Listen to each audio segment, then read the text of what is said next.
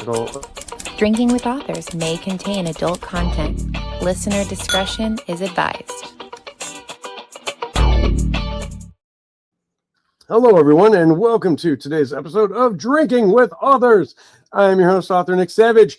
This episode, as every episode, is brought to you by Four Horsemen Publications. So go to their website and check them out. Give some of their authors a try. But today, I want to welcome Egyptian-American storyteller and actor Ayman Samman, whose work spans multiple continents and mediums. I read his bio. Welcome, Ayman. How are you doing today? Very good, man. Very good. Thank you, Nick, for the awesome introduction. I appreciate it. Thank you. So we actually go way back. So this is going to be a little friendlier chat than some other, not that I've had unfriendly chats, but we go back. I know you first as an actor. You've been on everything from NCIS, Los Angeles, and New Orleans to multiple shows, Madam Secretary, Blindspot, stuff like that. You got your start in acting. Your big break, I should say, was on, what was it, American Sniper, with Bradley Cooper and stuff, where you had a really intense dinner scene. But now, as you're making your way, I don't want to say making your way behind camera, but exploring the behind camera stuff, and you've gotten into writing, you have your debut novel, Hidden from View. Yes. Which is a psychological thriller dealing with vivid dreams and cult secrets and stuff like that. Yeah. Give us the skinny on that whole thing.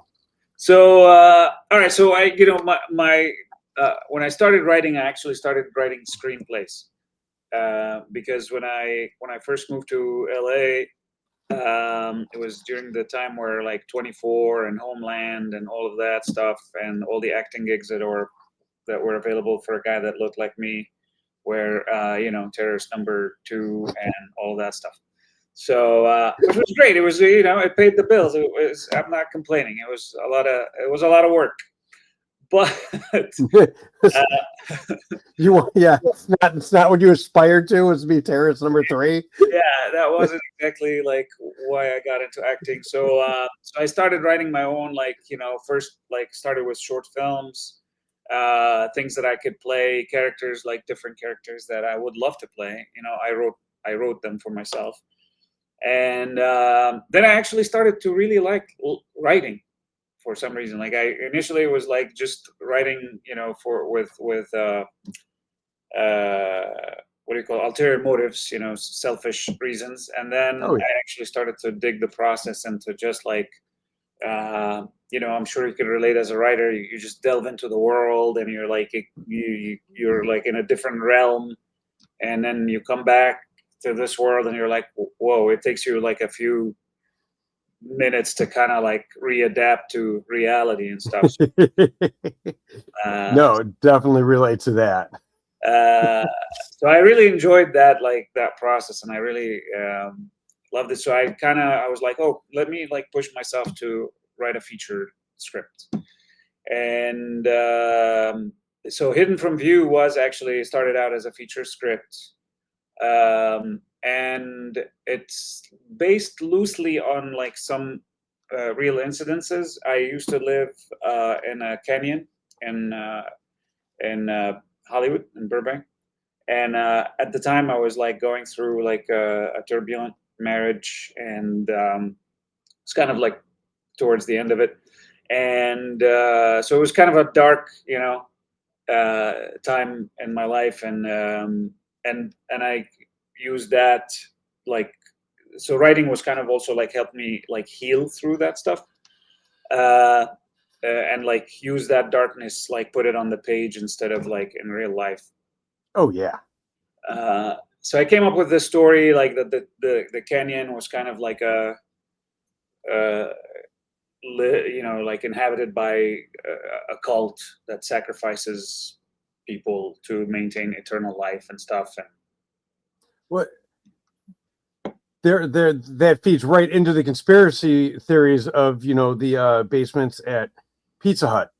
So cults in Hollywood are always in that area are always a very good kind of basis right there. Yeah. There's even real stories of cults in canyons in Hollywood. for real, you know. So Oh yeah, no. See, I don't know about those. I know about the weird ones. My imagination was like, oh, what if I'm actually living in that scenario right now?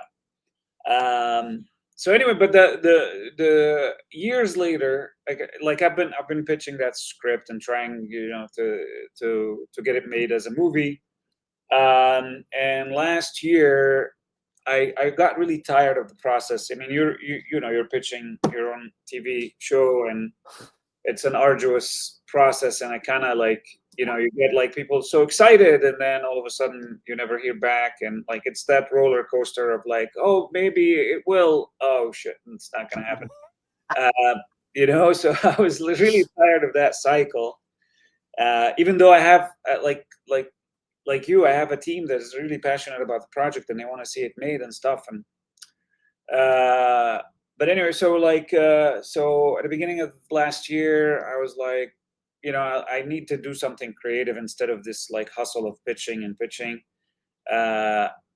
Maybe I can actually turn it into a novel, and then I can expand the IP. Everybody says IP nowadays in Hollywood and all of that stuff. But I just wanted to do something, you know, like I wanted to feel like I'm making progress. So so I started writing the novel version of it. I was very intimidated because like I got really good at like the short form of screenplays, because like screenplays is just like visual stuff, Yes. short and to the point, where in the novel you kind of have to like use prose and like, you know, explain and like paint a picture with words and stuff. And I was like, okay, I'm up for the challenge. And I used kind of like what I know as an actor, like because when you get a script, again, it's abbreviated, and you kind of start to like create the subtext, and you create like the backstory of the character, even though it's not on the page. You try to interpret it. So I started to use that into like the novel, of like giving more subtext for the characters and stuff. And I made it in the lead character's voice. The weird thing that happened is that the novel took its own life. Like it became different from the movie. Always. It had certain elements from the movie, but like it just took a different turn that even warrants its own movie now. Like it's kind of like it was a strange journey, because I was like, I'm not gonna try to control it. I'm just gonna let the characters be and for me. So like some of the characters that were devious in the screenplay ended up being like benevolent in the novel, and the plot changed a little bit, and you know, so yeah, so it was a really interesting process to go through, converting a screenplay into a novel in that sense. It's actually funny because I don't get a lot of guests on the show that do the, you know, novel to screenplay or screenplay to novel, especially that way. But I always find it interesting because writers are always like, oh, if it ever gets made, I'm going to control the screenplay. And it's like, no, you're not. Because there's going to be someone in the studio who's going to write the screenplay. Yeah. And I think the best, you know, way to look at it is always like Stephen King books, short stories are always adapted and they're always different. And then of course you get the people who are like the purists who are like, it's not exactly the same. And you can attest to this. You can't make it exactly the same. It can't be. It cannot be. Yeah, like the storytelling medium of having the visuals and the, you know, the hour and a half to make something into a movie, or nowadays 2.5 hours, whatever. Yeah. Is so condensed that it's, yeah. And just the way some of the scenes play out in the book won't play the same on screen. So you're making these changes and then you're like, oh, well, wait, they don't work as, like you said, devious, you know, characters. And now they, you know, in the book, they're more benevolent and stuff.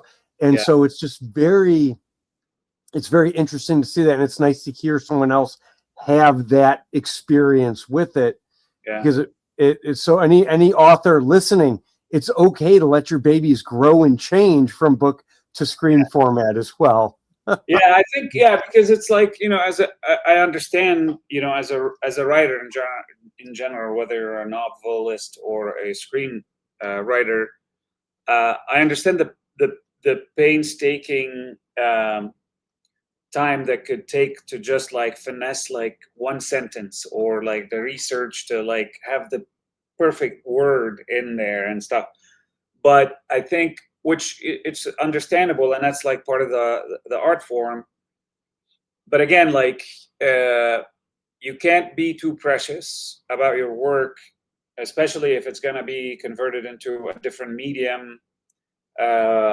It's kind of like, somebody gave me that analogy before, and he's like, even with a screenplay, when you sell your screenplay to be a movie, which is what it's made for originally, the director will have different insights, the production will have different insights, because maybe this will cost a certain amount of it's certain things need to change. And I remember one of my mentors told me, it's like, when you sell your screenplay, it's like selling a car. You sold your car, you don't go and revisit the buyer and like give them a hard time of why they repainted it, or why they like changed something about that. That is the best analogy I've ever heard in my life. It's true too, because like I've known people who, like, when they sell their home, they're always like, God, I hope they don't change this room that I put so much time into. It's like, it's not your room anymore. Yeah, exactly. It's not your house anymore. It's not your car. It's not your screenplay anymore. Right. You sold it. They give you money so they can now kill your darlings, and it's just what it's for. Right. And also, like, being on the other side of things and being a filmmaker of like, so because I directed like some of the stuff that I wrote. And when you're on set, it's a different game, so like, you're working through the script, and there's maybe time issues. There's like an actor who's having a hard time with a certain line, or certain thing. So you have to like be malleable and change things on the fly, and you're not gonna like call the writer, the screenwriter, like, hey, do you mind if we change this line? No. There's not it doesn't work that way. The screenwriter's mission is done by handing off the screenplay to the production team. Same with the novel being handed off to a screenwriter, and then like a filmmaker. It's just every process requires certain modifications that is just to make it work for the medium. Yes. And so we're bringing it back to the book, because as much as I could talk about movies and screenwriting all day, as I'm sure you can, we have a book of yours to talk about. Yes. Bring it back to the book. You have the novel, and it seems to be doing pretty well for you. So, congrats on that and everything. Even getting a novel out, and people are like, oh, I only wrote one book. Only, I think it's like 10% of the world population writes a book, which 10% is not a lot. It's 1 in every 10 people write a book. Even fewer actually get it published in some medium, whether it's traditionally published or self-published. So the fact that you've done it, you've done something that the majority of human beings will never do. So, the next step is, now that that's done, because we all proud of a step we take, and now it's what's next. Do you have other books you plan on writing, or is this something you did because it was kind of in your mind? I initially I did it because it was something on my mind to do, and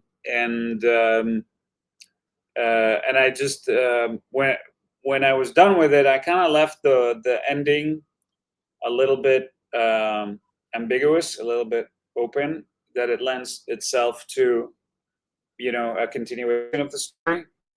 And I was considering, because like this one is hidden from view, which actually hidden from view means is the word occult in Latin.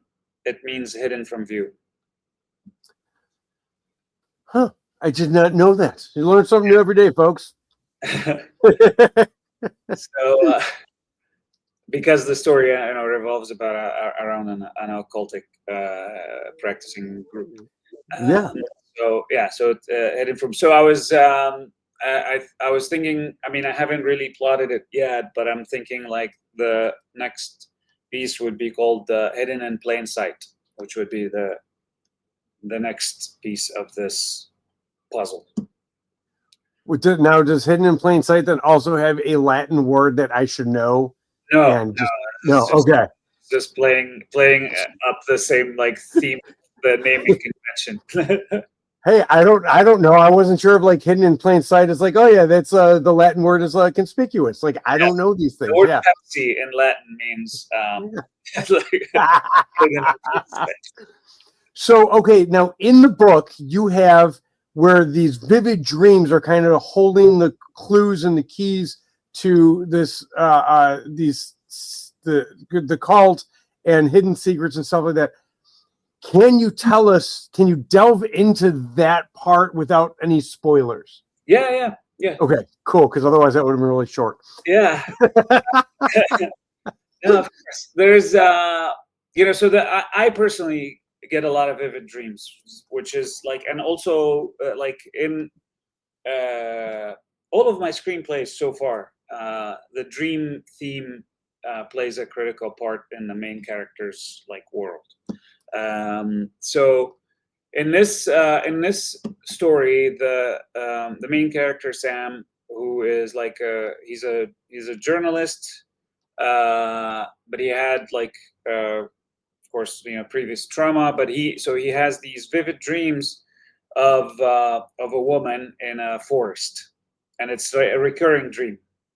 So he dreams of this woman trapped in a forest, who seems to know his name, and calls on him for help. And he, as soon as he tries to get close, he feels paralyzed, like he can't move further. And then shadowy figures come from behind the trees and swoop her away and leave. And that's like a recurring dream that he's having. And then one day he's walking his dog, and he finds a poster of a missing person, and it's a picture of that woman from his dream. Aha. So then he starts to think like, why is he dreaming of it's obviously a real woman and exists in real life, and he's dreaming of her and she's missing, and like he dreams that she's in distress, and like, so can he actually save her in real life, and why him specifically? So his journalistic mind starts to like try to dig up like who she is, why did she disappear, what happened to her, and of course like why are they so connected that he has to dream of her, that she appears in his dreams. And so he goes in the rabbit hole of trying to figure out what happened to her, and that leads him into like a spiritual group that is led by this charismatic leader who and they have like an occultic practice, and they believe in they're the guardians of the world, and they have to do certain things to maintain that for the rest of us. And just so we all are on the same page, because you say that you have dreams, so you have the dream theme, and I love you kind of dreams as portents, you know what I'm saying, of things and stuff like that. I think that's a great trope, and it's something that I've used heavily in one of my series. You're not into the occult, right? Like that's just something for the books. You're not in one of these Burbank Valley cults, right? I'm not going to find out and read some stuff about you, brother. I'm sure people will, like, the rumors are going to be like, oh yeah, and of course he's in Hollywood, and that's like why he got famous, and that, just like when I played heavy metal in Egypt, and people over there called us Satanists and stuff, and because they didn't understand like the medium, and but not really. I've always been fascinated though by like not like occults specifically, like not a specific occult, but just like the the mindset of the and the dynamic of the whole thing of like one person, manipulating a bunch of very intelligent people and isolating them and making them, believe in something against everybody else and stuff. So I've always been fascinated by the psychology and the dynamics, and like I always watch a lot of like documentaries about cults, and like it's always been a fascinating topic for me. No, I actually love reading about things like that too. I just like to, we have to. People think nowadays that the actors are the characters they play, or the authors are the characters in their books. Yeah. So I wanted to dispel that, because I know you and Yeah. I know your background, and you actually brought up something that I'm going to touch on because I love talking music. You were in, and if you don't mind telling the story, otherwise I'll sum it up. Egypt's one of the first heavy metal bands in Egypt. Yes. Yeah. Can you touch on that for a hot moment? Yeah. So I got, when I was in high school, I started listening to heavy metal, and back then, I'm probably gonna date myself.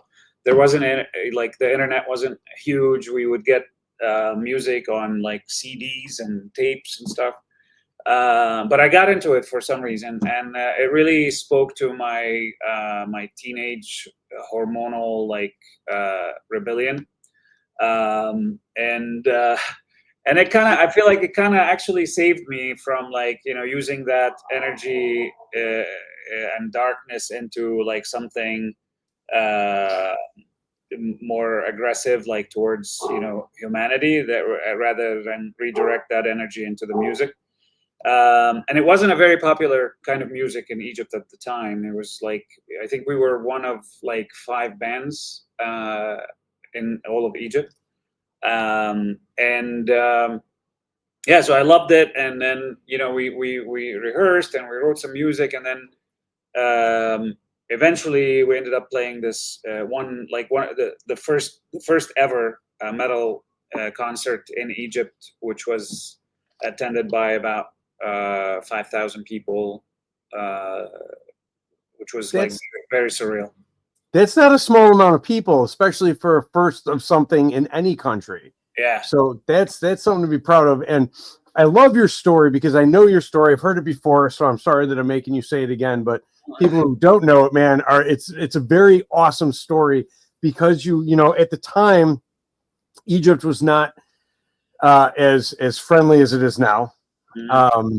And I'm not saying that it's overly friendly now, but it was less friendly then. I don't know much about international relations, so anything I'm saying can be taken as a piece of fucking crap word. Like, I don't know international shit. But it was not as friendly as it is now. And you came to America to, and you were doing stand-up comedy, which I've seen some of your stand-up comedy stuff, and I thought it was hysterical. And you were doing, your different, trying your, dipping your toes into different things, seeing what did well, and you landed on the acting, and the acting has worked well for you. And the writing, you said earlier, was kind of a, and I'm paraphrasing here, it was almost like cathartic in the sense of, writing, and even with music, it's a way to express yourself without being, it's a way to express certain inner, emotions without having to be, violent or doing things that you can't do in real life, and putting them down on paper and telling your story and stuff. And you've been doing it for a number of years. Do you ever see yourself stopping in one form or another? Stopping any of it, writing, acting? No, I think so. Here's the thing that I realized, like, because I've like you mentioned, I've touched on so many artistic forms, like different forms of expression. First music, acting, stand up, writing, filmmaking, all of that stuff. And maybe I haven't been like, maybe I wasn't like the best in all of those, but I feel like for me, it's kind of like a continuous reinvention of self. And I will always see myself having a creative outlet, whatever that may be in the next stage. I don't know. But I will not. I'll not stop being creative. But I'm probably not going to be stuck doing the same thing forever.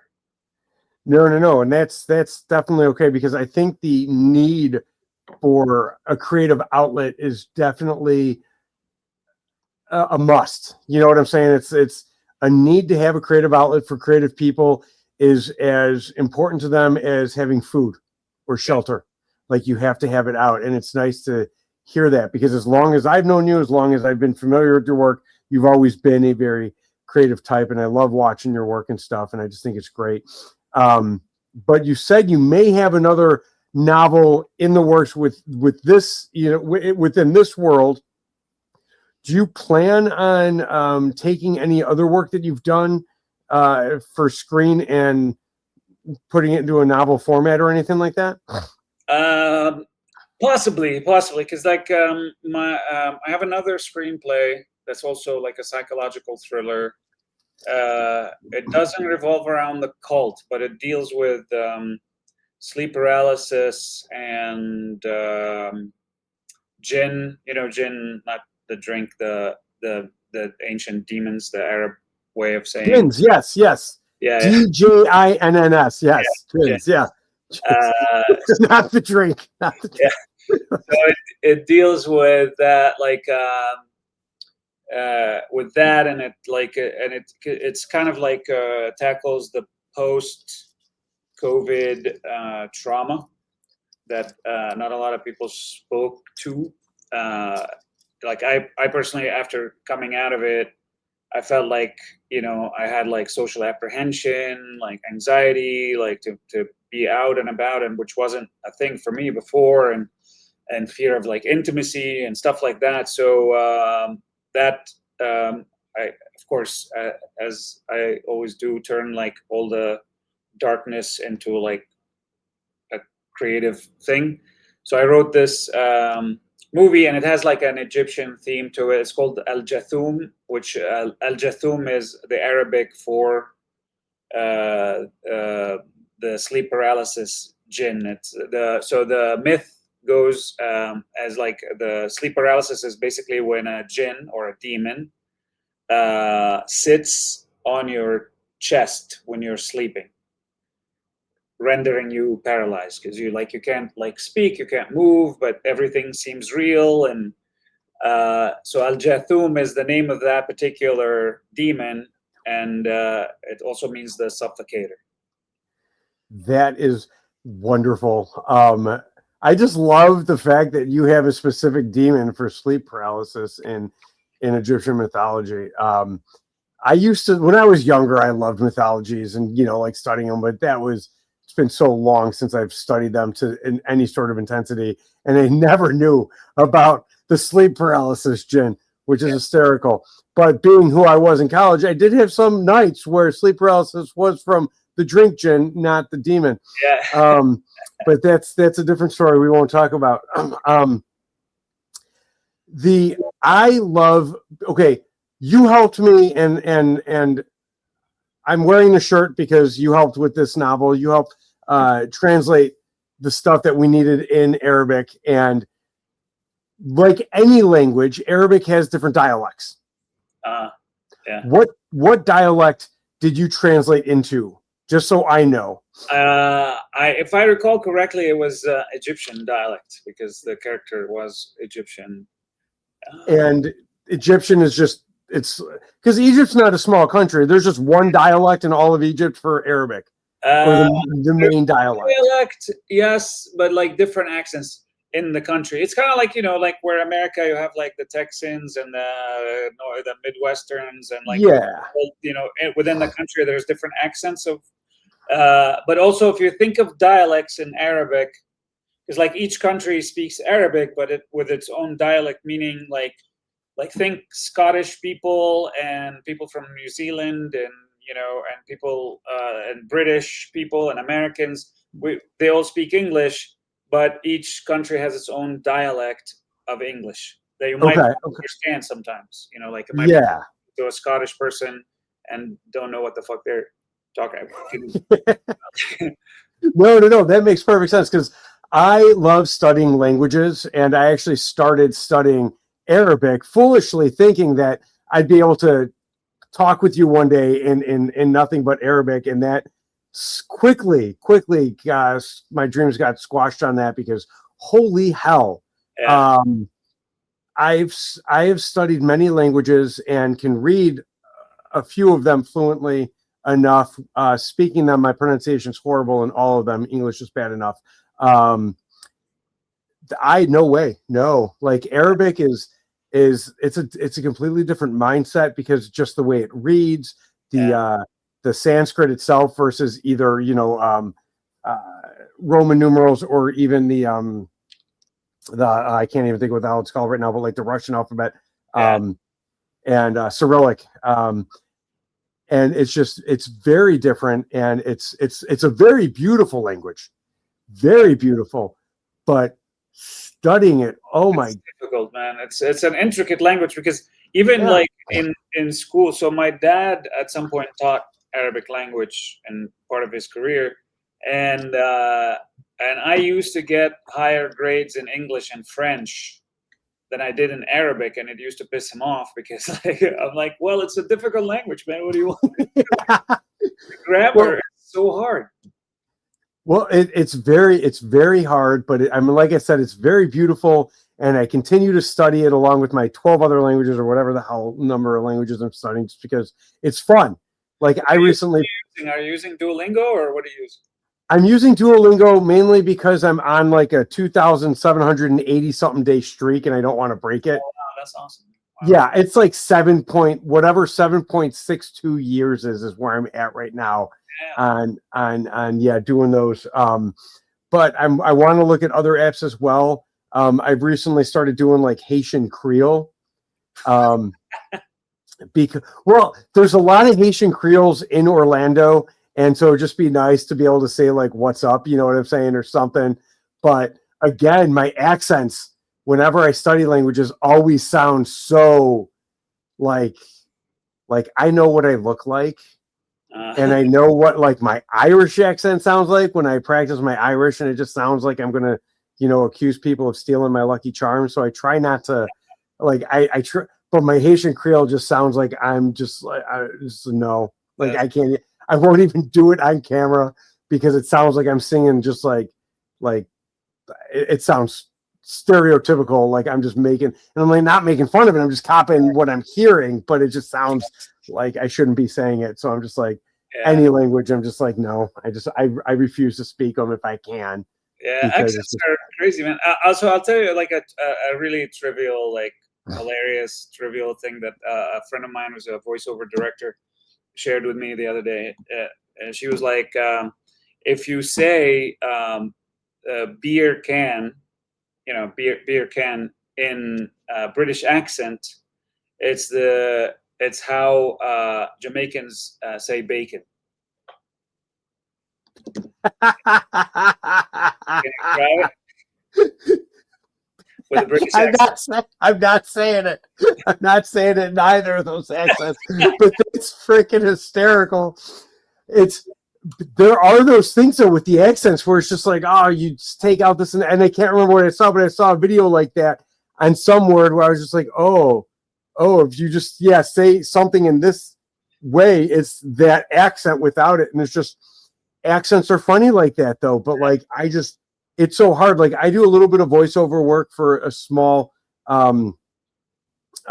company, and I lean heavy into my Chicago accent for it, like heavy into it, almost like Blues Brothers meets like Chicago mops.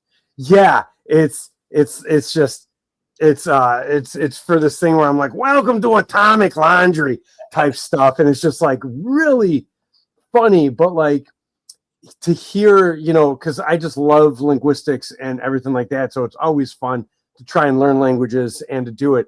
But you just know multiple languages. You're naturally at least bilingual.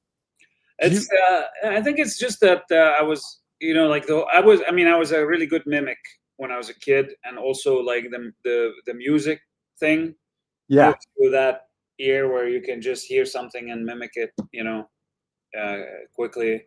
And it helped me a lot with acting, especially because like with like doing Arab roles, having to nail like other dialects of Arabic. Like I played a Saudi character a couple of times, and they speak completely different from how we speak in Egypt. Uh, and I had to learn that dialect. I played an Iraqi and American Sniper, and also they speak completely differently from how we speak in Egypt, even though it's still Arabic, but it's completely different way of saying the things. So I had to learn. So within Arabic, I actually speak different dialects, and I speak English and a little bit of French and a little bit of Italian. And now actually I'm getting into Turkish for a little bit because I direct dubbing projects. So I've been doing a lot of Turkish projects. So I had to educate myself on that language, because like the way they write certain things and the letters and the pronunciation and things like that. And also there's an overlap between Turkish and Arabic, because we were part of the Ottoman Empire for a long time. Ah, those Ottomans. Yes, they had that empire for a while. Yeah. Yes. Yeah. Couple of years. Yeah.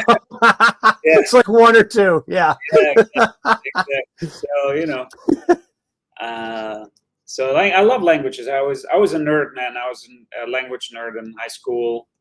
I would walk with I had like an English Oxford dictionary with me, and I would listen to pop songs or metal songs or watch American movies, and I would hear the word and I would write it down phonetically. I would try to look it up, and in the process, I would learn a couple of other words that sound like it and stuff. I was an uber language nerd. You know what? There need to be more nerds in this world, because when I was in high school, you see the kids who are like the nerds or the dorks or whatever, and they're all doing so well nowadays that honestly, listen to your parents and don't be cool, be a nerd and just do your stuff, because you end up a lot better. I was still cool though. I mean, I was playing metal, but you're definitely cool. If you were doing what you were doing back in the day with the heavy metal stuff and getting the attention you were for the heavy metal bands in Egypt and stuff, definitely not like someone who was picked on in that degree by any means. But knowledge is never a dorky thing to learn or to have. If you know a bit of French and you study Haitian Creole, by the way, just on a side note, you will see French influence in there heavily. And then you'll see where they just said it's influence, but fuck French. We're going to have it be our own stuff. Yeah. Of course. It's kind of like Portuguese and Spanish. You can see the influence of each other in there, and how they both were just like, yeah, that was enough of that, and we're going to have our own language. That's kind of what Egyptians did with Arabic. They're like, they rebelled against, like, because Arabic, also the Arabs colonized Egypt. Egypt was not an Arabic-speaking country, so they came in and like colonized this and like converted everything, the religion and the language. So it was our way of rebelling against them. We butchered the Arabic language completely. So wait. Okay, hold on. We have to talk about this because this is so interesting to me. So Arabic is the predominant language in Egypt. Yeah. But what language was spoken then before the Arabs came in and colonized, or whatever the word is? That's a very good question. I mean, there was parts of the ancient language was still spoken, not written, and probably some Turkish. Because was it Turkish? So was like Aramaic spoken in Egypt before? In parts, in parts. And I'm assuming you don't speak Aramaic? No. Okay. I know there's only like 12 people on the planet who speak it fluently. I was like, maybe you're one of them. I don't know. No, not Aramaic. No. It's, I've also studied Latin, not extensively, but enough to go, wow, this language is not useful anymore. One second, I think my TV kicked in. 1 second. Uh-oh. We'll be right back. And we're back. And that was literally like as long as it took to pause it, we came back. No, it's okay. I've actually learned from doing this that I have to give away all other distractions and turn them off because my ADD or whatever I'm not diagnosed with that is very much aligned with ADD gets distracted if I have stuff pop up on my computer screen as we're talking or anything like that. So I have to like turn off cell phones, turn off alerts. Most creative people have some level of ADD one way or another. You have to. You definitely have to. But we are at a point where I need to ask you this because you have a book out, you have stuff people want to watch, you have book people want to read, and hopefully the book will lead to more books because it's hard for authors with one book to get a lot of reviews. You know what I'm saying? But you have some reviews. You have 27 ratings on it right now, which for one book is a lot. You know, all 5 stars, man. All 5 stars, yeah, which is really nice, which says something to your writing abilities. People are going to want to know where to buy this, where to follow you, where to start stalking you, where the ladies can come say, hey, he went through a divorce. He's single. Let's talk to him. Because I want you to know, for anyone watching this, I met him 20-something years ago. He looks the fucking same. He has not aged a day. Maybe a couple of gray hairs. Has not aged a day in 20-something years. It's ridiculous. So where can we find you, follow you? Where can we buy your book? Give us all that jazz. All right. So the book is, it's on Amazon, both digital and paperback, and also Barnes and Noble, all the digital like platforms where you can get books. I'm actually working on an audiobook version of it with my voice. But it's not there yet. But they can get Hidden from View available on Amazon and Barnes and Noble and all the other platforms that you can buy books from. But most of the reviews and stuff are on Amazon. So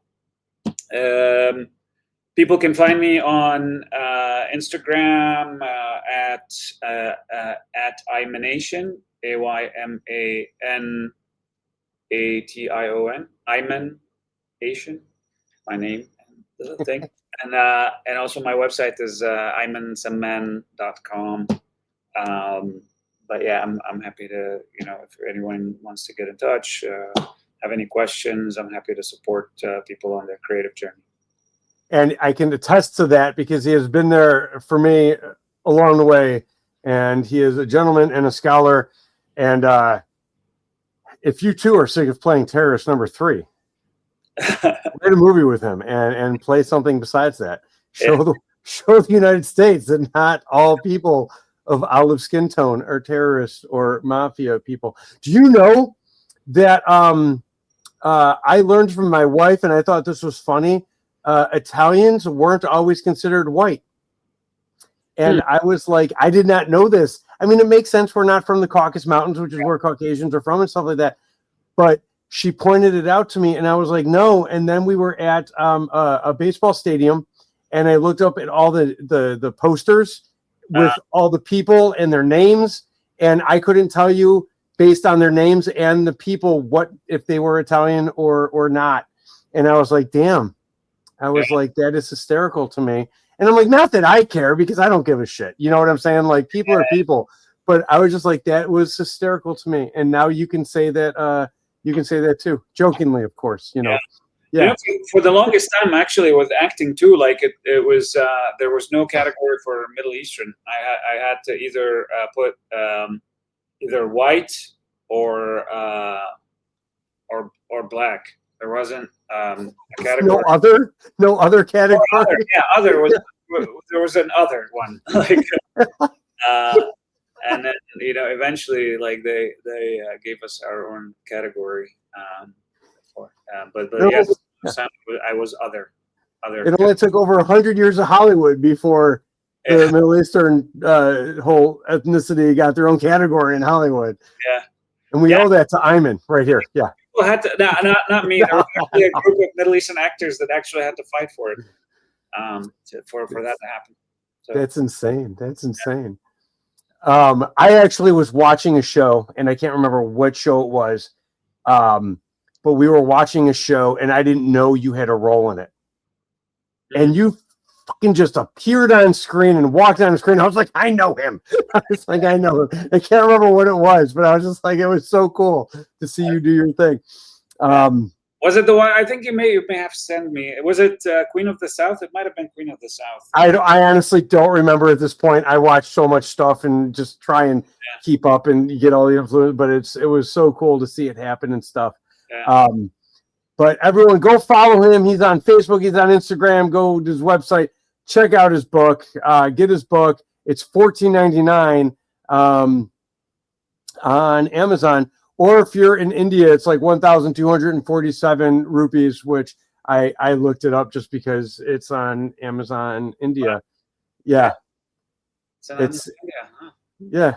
I don't know. I just happened to be searching it when I was doing my research and saw it, and I was like, man, that's a lot of rupees, but apparently it's only like 15 American dollars. That's very cool. There's that for you.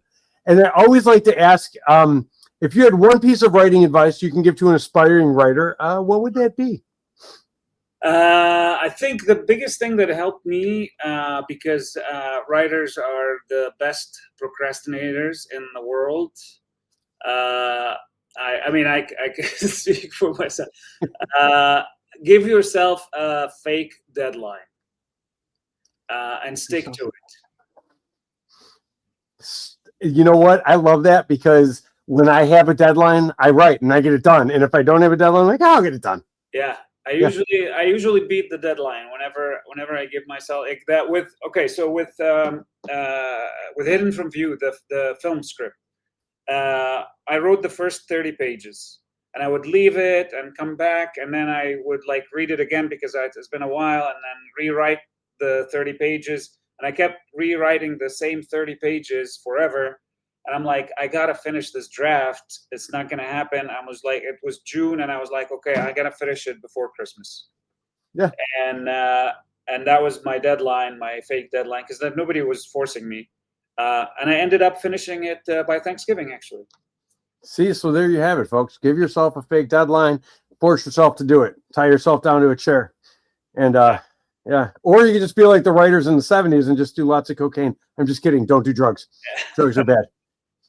And drugs are bad. I make these jokes, and this is why people think I do drugs. I'm like, no, I don't do drugs. I'm just hyper all the time because I live on caffeine, which I understand is technically a drug. It is. Yeah. But it's caffeine. It doesn't count. Right. There's so many jokes I can make right now, but I won't. Ayman, I want to thank you so much for joining me today. It's been a pleasure catching up again and having you on the show. For everyone who is watching, listening, thank you so much for being here. I love you all. And just remember, until next time, it costs nothing to be kind. See you. Thank you for listening to Drinking with Authors. Join us next time for another fun conversation with an author over drinks.